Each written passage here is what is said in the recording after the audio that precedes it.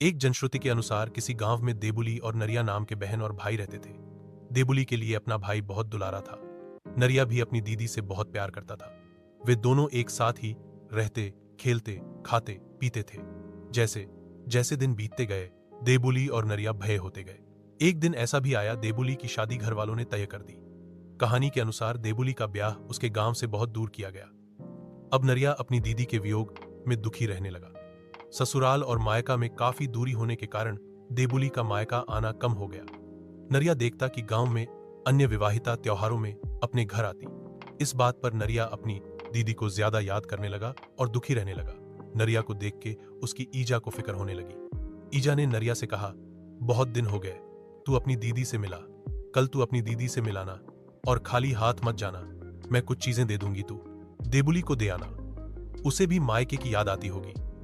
ईजा ने प्रसाद, पूरी, रायता, पुए, सिंगल, फल, साई, बिंदी आदि एक बही टोकरी में रखकर नरिया को दे दी और कहा कि जा ये भेंट स्वरूप ले जा और अपनी दीदी को देना।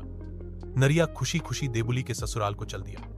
उसे वहां पहुंचने में 2-4 दिन लग गए। जब नरिया देबुली के घर पहुंचा तो देखा दीदी सोई हुई है। नरिया ने कुछ घंटे इंतजार किया, लेकिन देबुली नहीं उठी। काम करके थक गई होगी।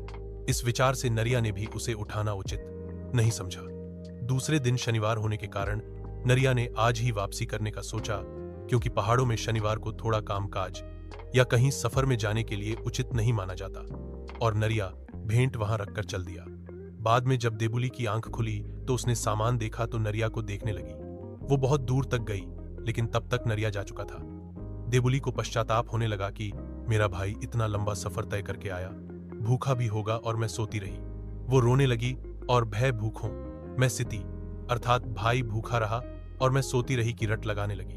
पश्चाताप में देबुली का मन इस प्रकार आघात हुआ कि भय भूखों मैं सिती की रट लगाते लगाते देबुली के प्राण निकल गए। माना जाता है कि अगले जन्म में देबुली घुघुती नाम की पक्षी बनी, जो चैत्र मास में भय भूखों मैं सिती की आवाज लगाती है। भिटौली उत्तराखंड की विशेष और एक भावनात्मक परंपरा है। विवाहिता महिला चाहे जिस उम्र की हो, उसे भिटौली का बेसब्री से इंतजार रहता है।